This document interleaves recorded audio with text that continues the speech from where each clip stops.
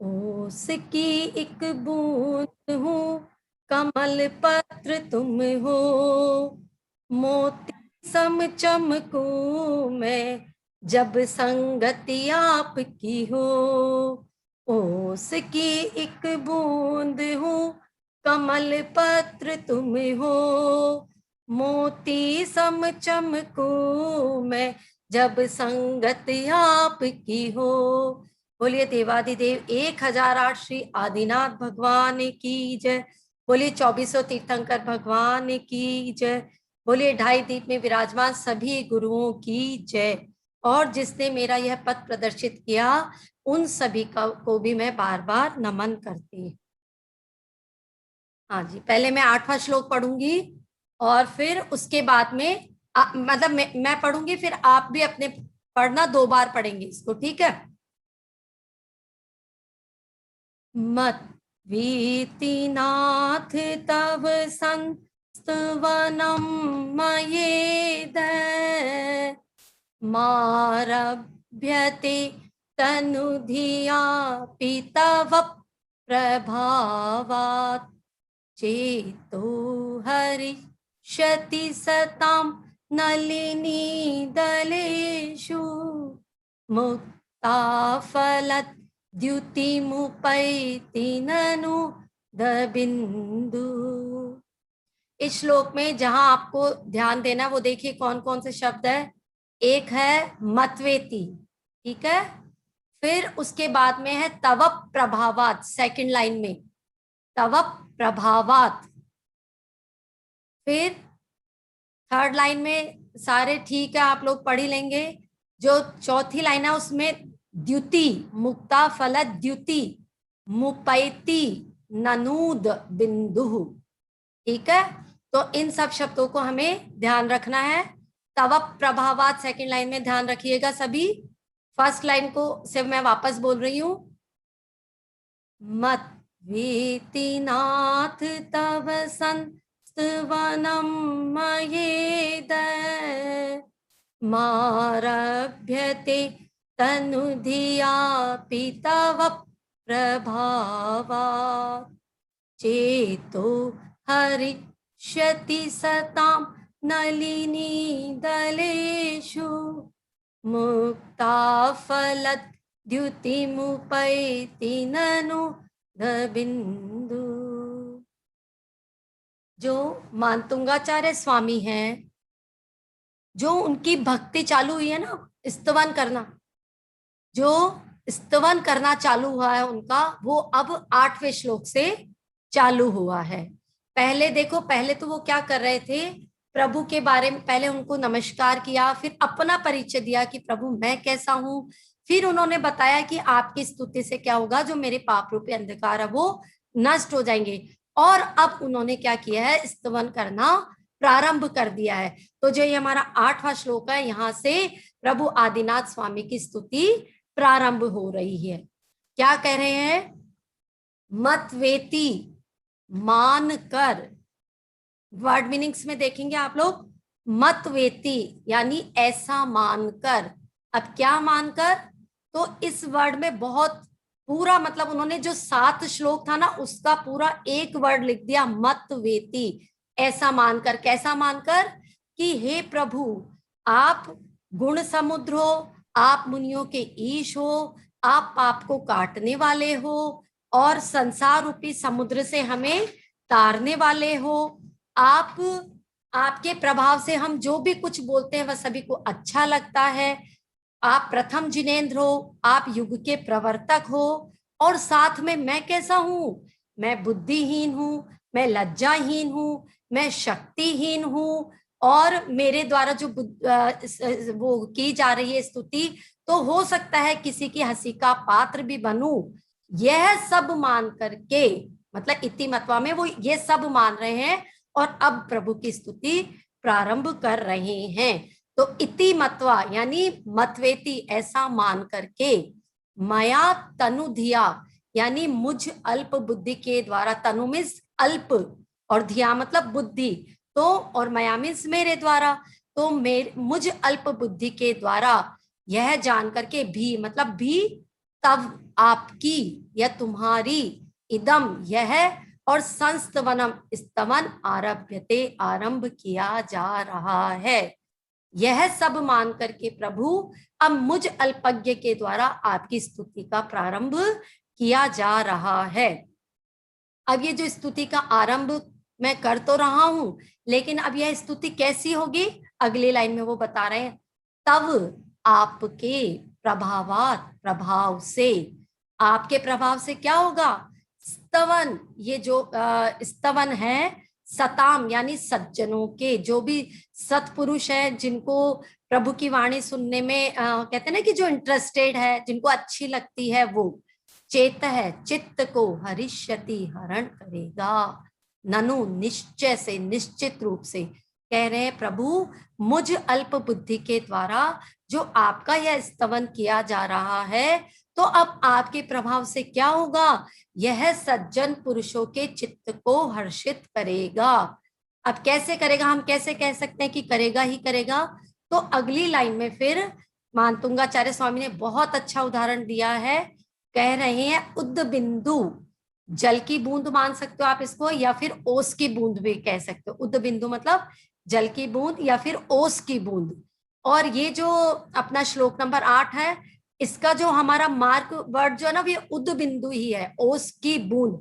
इससे हमारे को क्या है, पूरे श्लोक का मीनिंग बाद में हमें याद कराएगा। तो इस पे भी आप मार्क कर लीजिए, उद्द बिंदु यानी जल की बूंद या ओस की बूंद।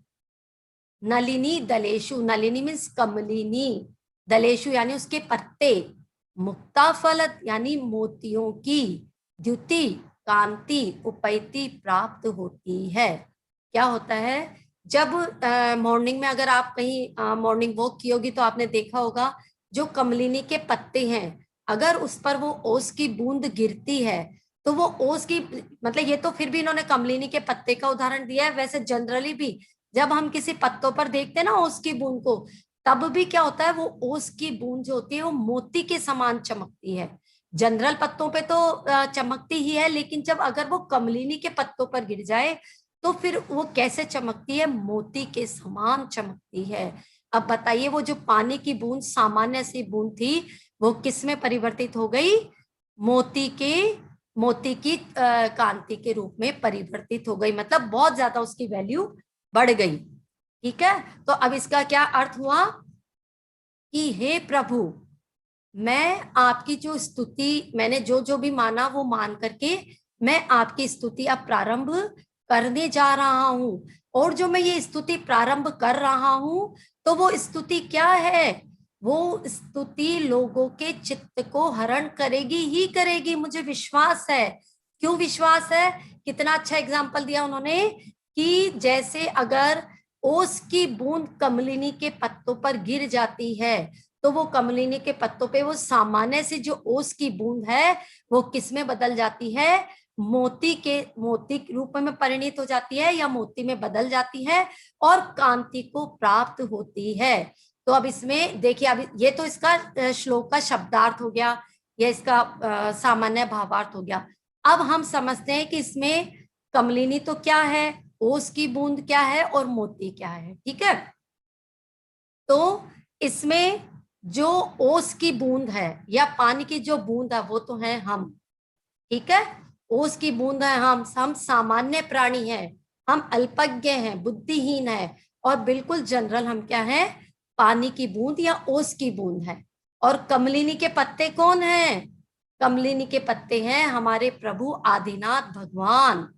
ठीक है, अब हम क्या है, जब किसके संपर्क में आ रहे हैं? आदिनाथ भगवान के संपर्क में जब ये ओस की बूंद आ रही है, तो प्रभु ये ओस की बूंद किस में परिवर्तित हो गई? मोती के रूप में परिवर्तित हो गई। यानी अब वो मोती क्या है?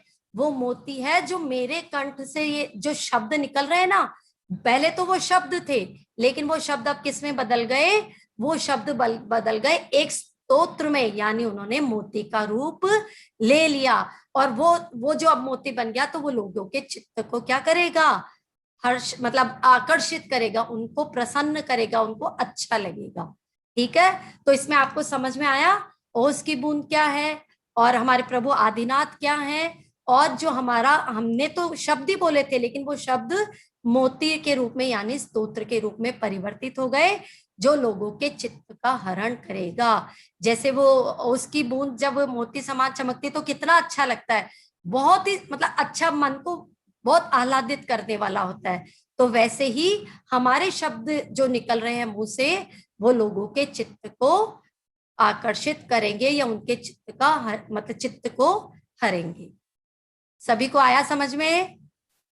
अगर समझ में आया तो एक बार अपना ऐसे थम्स अप कर दीजिए अपना। आया? Very good. और किसको समझ में आया? हाथ ऊपर कीजिए, ऐसे अपना, मेरे को दिख रहा है, ऐसे हाथ ऊपर कर दीजिए ताकि मुझे लगे कि हाँ सबको समझ में आया है। ठीक है, हाँ जी, वेरी गुड वेरी गुड। मतलब बहुत अच्छा है इसका जो मीनिंग है। जब हम एक एक श्लोक को प्रभु के सामने पूरी भाव से पढ़ते हैं ना, उसका प्रभाव ही अलग होता है और उसकी शक्ति 10 गुना बढ़ जाती है। क्योंकि हमारे धर्म में क्या कहा गया है कि जो भाव शून्य क्रिया है ना, उसका कोई मतलब नहीं है। भाव सहित जो भी हम पढ़ते हैं वो वैल्यूएबल होता है। तो इसलिए हमें क्या करना है, हमारी पूरी भक्ति डाल देनी है इसमें, पूरी भक्ति के साथ एक एक वर्ड को पढ़ना है। शुरू शुरू में टाइम लगेगा, फिर जैसे जैसे हम वर्ड्स को देखेंगे हमें खुद को पता लगेगा इसका ये अर्थ है, और बस बैठ जाओ भगवान आदिनाथ भगवान के सामने और अपनी स्तुति प्रारंभ कर दो। अब ऐसे ये क्यों हो रहा है? ऐसे कि भगवान की संगति में आने से भाई ऐसा क्यों हो जाता है? तो इसके लिए मैं 2 लाइनें बोलती हूँ आपके सामने। राम तुम्हारा चरित्र स्वयं ही काव्य है। राम तुम्हारा चरित्र स्वयं ही काव्य है, कोई कवि बन जाए सहज ही संभव है। अब मतलब कोई कवि की इसमें क्या गलती है? वो तो बनेगा ही बनेगा, क्योंकि प्रभु आपका चरित्र क्या है, वो सबको लिखने के लिए प्रेरित कर रहा है। राम जो मर्यादा पुरुषोत्तम राम है, जिन्हें हम भगवान के रूप में पूजते हैं, तो उनका चरित्र अपने आप में इतना महान है कि अगर कोई कवि बन जाए तो इसमें कोई बड़ी बात नहीं है। सबको आया समझ में? अच्छा, अब 8वां श्लोक कौन पढ़ के सुनाएगा मेरे को? हाँ, अपना हैंड रेज कीजिए।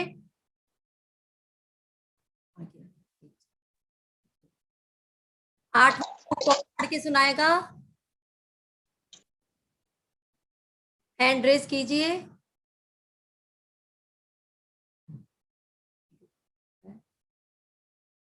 अंशु दीदी म्यूट कीजिए। गुड़िया दीदी, हाँ अंशु दीदी पढ़ के सुनाएगी 8वां श्लोक। मद्वेति नाथ तव संस्तवनं मयेदे मारभ्यते तनु धियापि तव प्रभावा चेतो हरिष्यति सतां नलिनी दलेषु मुक्ता फलद्युतिमुपैति ननूद बिन्दुः। हाँ, पढ़ा तो आपने बहुत अच्छा है, बहुत लय में पढ़ा है। एक देखो, एक तो तव प्रभावात, जो सेकंड लाइन है ना बेटा, उसमें तव प्रभावात, ठीक है, ये मैंने बताया था ना फर्स्ट श्लोक में आपको। एक तो ये मिस्टेक हो गई। दूसरा, आपने हरिष्यति, जैसे हरि में छोटी की मात्रा ना, तो उसको जोर नहीं लगाएंगे। अच्छा, मैं आपको आज एग्जाम्पल देती हूँ एक। देखो, मैं 2 वर्ड आपके सामने बोल रही हूँ, जैसे चिर और चीर, फर्क है ना दोनों में, चिर और चीर। तो चिर मीन्स तो क्या होता है, लंबा, ठीक है, और चीर मीन्स क्या होता है, वस्त्र, जो कपड़े हैं। तो दोनों में फर्क है ना, मात्रा का फर्क होते ही पूरा वर्ड का मीनिंग ही बदल गया।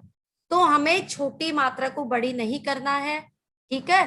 तो हरिष्यति, एक तो ये आपको करना है, एक तव प्रभावात, और एक मुक्ता फलद्युति। मतलब आधा दया आगे आएगा, मुक्ता फलद द्युति, फिर मुपैति ननूद बिंदु, ये ठीक था आपका। अच्छा, फर्स्ट लाइन एक बार मतवेति नाथ वापस बोलो, एक बार मतवेति नाथ बोलो वापस। मद्वेति नाथ तव संस्तवनं मयेदे। ठीक है, ठीक है, मतवेति नाथ तव संस्तवनम मयेद, ठीक है। अब आपने जहां मिस्टेक किया उसको अंडरलाइन कर लो, ध्यान रखना कि अब आगे से हम ये मिस्टेक नहीं करेंगे। हाँ, अब इसका अर्थ कौन बताएगा? हैंड रेज कीजिए, कौन बताएगा?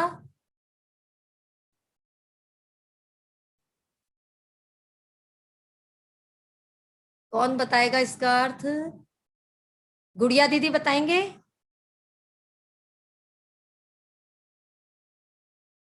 और कोई?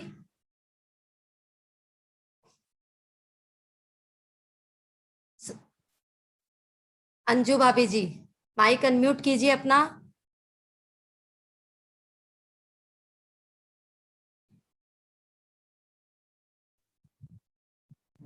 जय जिनेन्द्र सबको। जय जिनेन्द्र। हाँ जी, इसका अर्थ बताइए। हाँ, हे प्रभु, जिस प्रकार कमलनी के पत्तों पर ओस की बूंदें मोती के समान चमकने लगती है, उसी तरह वो जलप्रज्ञ के द्वारा आपकी जो स्त्रोत की रचना करूंगा, वो आपके दिव्य प्रकाश के कारण सबके मन को आनंदित करेगा। बिल्कुल, बहुत सही, सुंदर, मतलब शॉर्ट, उसमें बहुत ही अच्छा बताया आपने कि मेरे स्तोत्र को वो जो दूसरे को, लोगों के चित्त को हर्षित करेगा या आकर्षित करेगा, क्योंकि वह आपके जो है आप रूपी कमलिनी के पत्तों के संपर्क में आ जाएगा। आया सभी को समझ में अच्छे से? अब अगर किसी को कोई प्रॉब्लम है तो पहले आप जिस प्रकार मेरा कमलिनी का पत्ता है, नहीं नहीं नहीं नहीं नहीं नहीं, मैं तो ओस की बूंद हूँ, मैं ओस की बूंद। नहीं नहीं नहीं, मैं ओस की बूंद हूँ और प्रभु कमल का, तो कमल के पत्ते के संपर्क में जाओ। हाँ, ठीक है ना? हाँ, आप वो कमलिनी का पत्ता पर ओस की बूंद में हो, हाँ, उसका प्रभाव सबके मन को आनंदित करेगा। हाँ, वो सबको आनंदित करेगा। बिल्कुल सही, बहुत अच्छा, वेरी गुड। ठीक है, अगर इसमें किसी को प्रॉब्लम है तो 1 सेकंड में अपना हाथ उठा लीजिए अगर प्रॉब्लम है तो, नहीं तो फिर हम आगे चलते हैं इसके रिद्धि मंत्र की तरफ।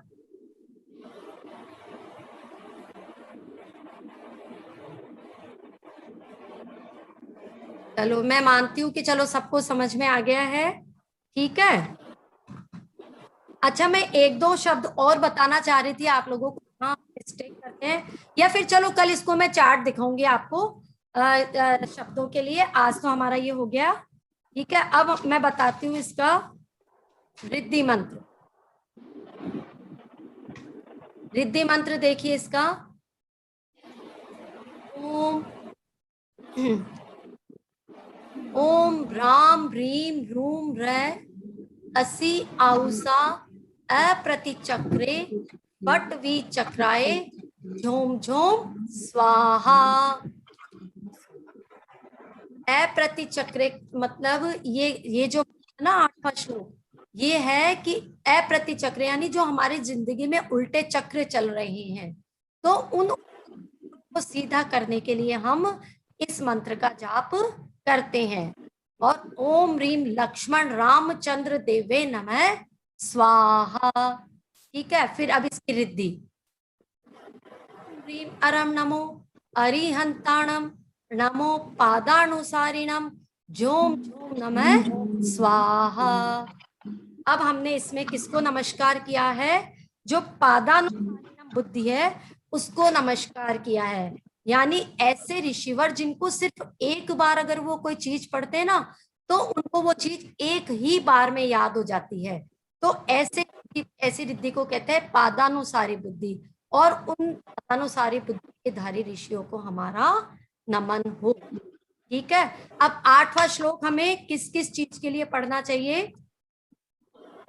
ये क्या होता है, कभी कभी होता है ना, बुरी संगत की तरफ चले जाते हैं, या फिर बहुत शरारती है, मान लीजिए अपना काम ठीक से नहीं कर रहे हैं, तो उसमें 8वें श्लोक का पाठ 8 बार करना चाहिए।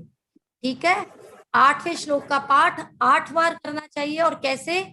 और इसको और भी हमें बच्चों को ठीक करना, तो क्या करेंगे, चांदी का ग्लास लेंगे, चांदी के पानी भर के रख लो, इस 8वें श्लोक को और रिद्धि मंत्र को और इसके मंत्र का जाप करो, और फिर जाप करने के बाद में ये पानी आप बच्चे को पिला दो।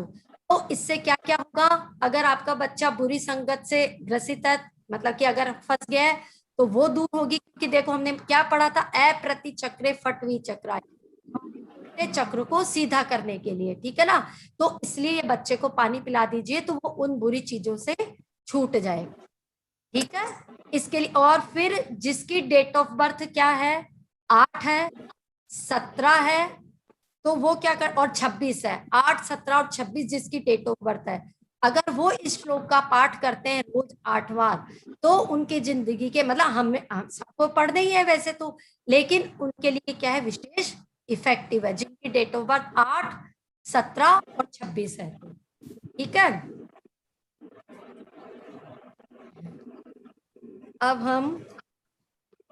अब इसमें से आपको किसी को कुछ पूछना है क्या? नहीं तो फिर आज देखिए योग दिवस है ना। हाँ, मैंने योग दिवस की आपको सबको बधाई भी भेजी थी।